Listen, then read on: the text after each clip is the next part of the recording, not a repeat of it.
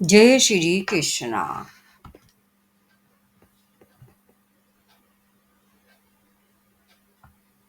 जय श्री कृष्णा। आप सुन रहे हैं गीता वाहिनी अध्याय 22। बोलो जय सत्य साई बाबा जी की जय।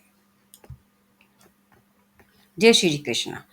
कृष्ण के उत्तरों से संबंधित प्रश्न अर्जुन ने और भी की। भगवान के सगुण रूप उपासकों के गुणों का वर्णन करते हुए अर्जुन ने कहा कि जिनमें ऐसे गुण हैं वे ही योगी होते हैं। ये जानकर मुझे खुशी हुई, लेकिन जिस प्रकार सगुण उपासकों के गुण हैं उस पर भगवान के निर्गुण उपासकों के भी गुण होंगे जिनसे उन्हें पहचाना जा सके। कृपया मुझे इसके बारे में बताइए, मैं जानना चाहता हूँ। ये सुनकर सौंदर्य मूर्ति नंद कुमार ने उत्तर दिया, अर्जुन, निर्गुण के उपासकों को अपनी इंद्रियों पर पूर्ण नियंत्रण करना होगा। दूसरे, उन्हें और अपनी परिस्थितियों से रहना चाहिए। तीसरे, उन दुखियों की सेवा करनी चाहिए। अक्षर अमृतत्व के उपासकों का यही स्वभाव होगा। पाठक इससे यह निष्कर्ष लगा सकेंगे कि भगवान के सद्गुण और निर्गुण या अक्षर रूप से उपासकों के सब गुण समान ही हैं।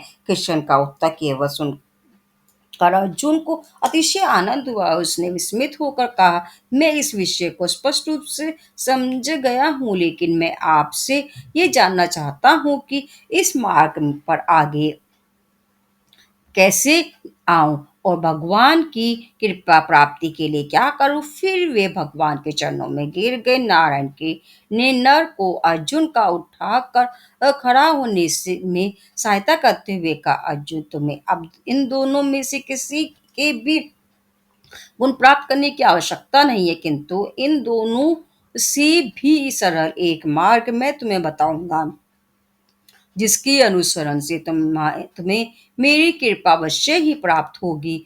यह है वह मार्ग, अपना मन और बुद्धि मुझ में स्थिर करो। यदि ऐसा न कर सके और इसे असाध्य समझो तो अपना अहंकार त्याग कर धर्मानुसार और धर्मानुरूप और पवित्र कार्य करो। यदि वह भी कठिन लगे तो अपने सब कर्मों के फलों का मोह त्याग कर उन्हें कृष्णार्पणम मुझे समर्पित कर दो। अपने कर्मों का समर्पण वाचिक व्यायाम मात्र नहीं होता। ऐसा समर्पण शब्द, कर्म और विचार द्वारा, जिसे लोग मनसा वाचा कर्मणा कर्म कहते हैं, सावधानी पूर्वक करो। क्या तुम इसे भी अपनी शक्ति के परे समझते हो? तब तुम्हें इसके एक अन्य उपाय से अवगत कराया जाएगा। इतना कहकर कृष्ण कुछ देर तक चुप हो गए। इस पर ध्यान दो, अनुग्रह चाहने वाले को केवल कर्म पर ही ध्यान देना चाहिए, उसके अच्छे या बुरे कर्म पर नहीं। इसीलिए गोपाल ने कहा कि ज्ञान अभ्यास से श्रेष्ठ है, ध्यान ज्ञान से श्रेष्ठ है, और अपने कर्म जनित परिणाम के मोह का त्याग ध्यान से भी श्रेष्ठ है। ऐसी विरक्ति की शांति ये प्रदान करेगी। किशन ने का भक्ति और द्वेष अग्नि और पानी की तरह है, अनुरक्ति और तिरस्कार दोनों साथ नहीं रह सकते। मुझे वे प्रिय है जो शोक और आनंद, स्नेह और घृणा, अच्छा या बुरा सबको समान ही समझते हैं। किसी भी रूप में कितनी भी कर्म घृणा का हृदय में होना भक्ति नहीं कहलाती। भक्त को यह निश्चित विश्वास होना चाहिए कि वह सब वासुदेव स्वरम इदम है। तात्पर्य यह है कि इसमें को ही आत्मा सर्वत्र और सब में है। इस सत्य का ज्ञान प्राप्त करना, इसे आचरण में उतार कर ही अनुभव करना चाहिए। दूसरे के लिए घृणा से भर कर जाना स्वयं से घृणा है। दूसरे को धिक्कारना स्वयं को ही का ही अपमान करना है। दूसरे को लागना त्यागना स्वयं को ही कलंकित करना है। कृष्ण ने कहा, पाठकों को इस विषय पर शायद संदेह व्याकुल करेगा। क्या दूसरों के लिए घृणा और अनादर मात्र के न होने से वासुदेव स्वयं इदम के सत्य की चैतन्य प्राप्त हो सकती है? नहीं, घृणा इत्यादि की अनुपस्थिति मात्र से ना तो आत्म निवासी भगवान और ना उनके साक्षात्कार के ज्ञान का आनंद प्राप्त हो सकता है। भगवान की कृपा इतने से ही प्राप्त नहीं होती। अनाज बोने वाला किसान इसका उदाहरण है।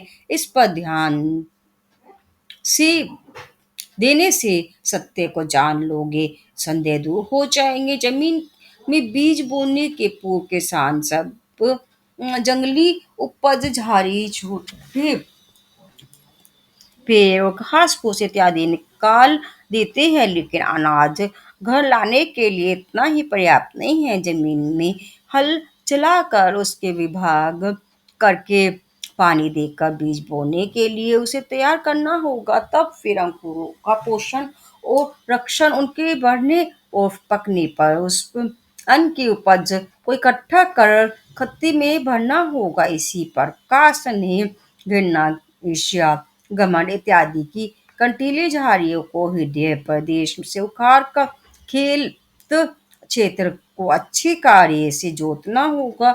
उसमें आनंद रूपी पौधे लगाने होंगे और उन बातें पौधों को सावधानी पूर्वक, नियमितता और श्रद्धा से पोषण करना होगा। अंत में इन सब प्रयत्नों के परिणाम सर्व आनंद की फसल से तुम्हारी बुखारी भर जाएगी।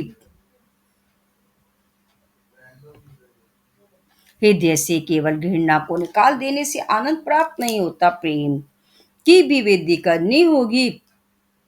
अर्थ है कि घृणा निकाल दो, प्रेम का रोपण करो। यदि केवल घृणा की अनुपस्थिति से भक्ति मिलती है तो भूमि और वाल्मीकि वृक्ष को टहनी कीचड़ और पहाड़ इन्हें किससे घृणा है? वे किसी का तिरस्कार नहीं करते, लेकिन इसीलिए क्या हम उन्हें भक्ति कह सकते हैं?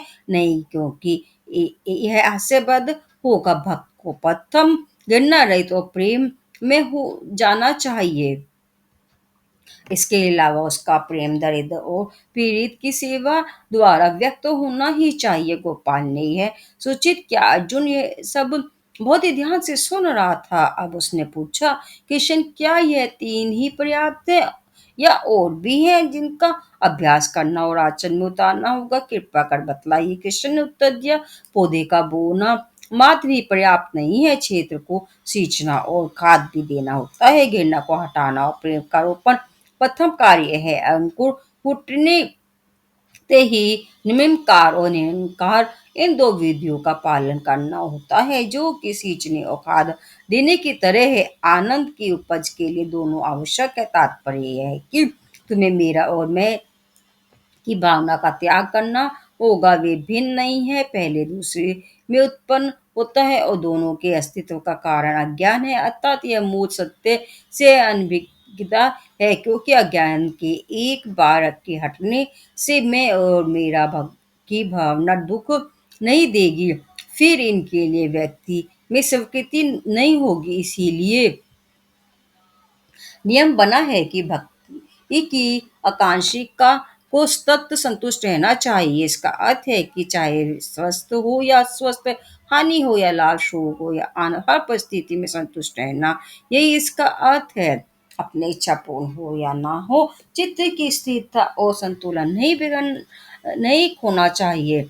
अपने लिए बनाए मार्ग में जरा सा भी विघ्न आने से मन अपना संतुलन खो देता है। मन कितना स्थिर है, समय पर यदि एक प्याला कॉफी भी ना मिले, सप्ताह में 2 सिनेमा ना देख पाए, रेडियो के सामने देर तक सुबह व शाम दोनों बार ना बैठ सके, यही नहीं अन्य और भी छोटी छोटी इच्छाएं पूर्ण ना हो सके या उनमें विघ्न आए, तो तुम असंतोष से घिर जाते हो। संतुष्ट मन की ऐसी अवस्था है जो कि किसी भी इच्छा के पूर्ति से, किसी घटना के होने या ना होने से अप्रभावित रहता है। बिना किसी उत्तेजना या निराशा के मन को शांत रहना ही चाहिए। अर्जुन ने तब पूछा, हे भगवान, आप पराय प्रकृति और पुरुष की चर्चा करते रहते हैं। मुझे ये जानने की बहुत उत्कंठा है कि अध्यात्म में प्रकृति, उसके लक्षण और उसका स्वभाव क्या है।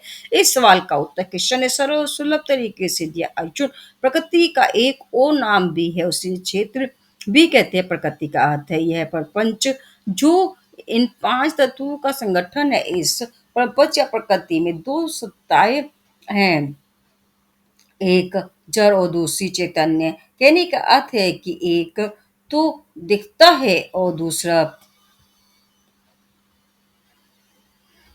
तृष्टा है, जानने वाला अहम है और जाना गया वह इदम में, और यह है प्रकृति गुणों का समूह है। तमस ब्रह्म रजत शोक और सत्य आनंद, ये प्रकृति के गुण है। प्रकृति में दुख में इन गुणों का परिवर्तनशील समूह है। इसी प्रकार कर्ता और भोगने वाले कर्तव्य और भोक्तृत्व गुण है। अर्जुन प्रश्न करते रहना चाहता था, इसीलिए कृष्ण ने कहा, मेरे प्रिय बंधु, क्या और भी प्रश्न पूछने की तुम्हें उत्सुकता है? मौका देखकर अर्जुन ने पूछा, कृष्ण, तुमने प्रकृति तत्व या प्राकृतिक सिद्धांत तो समझा दिया,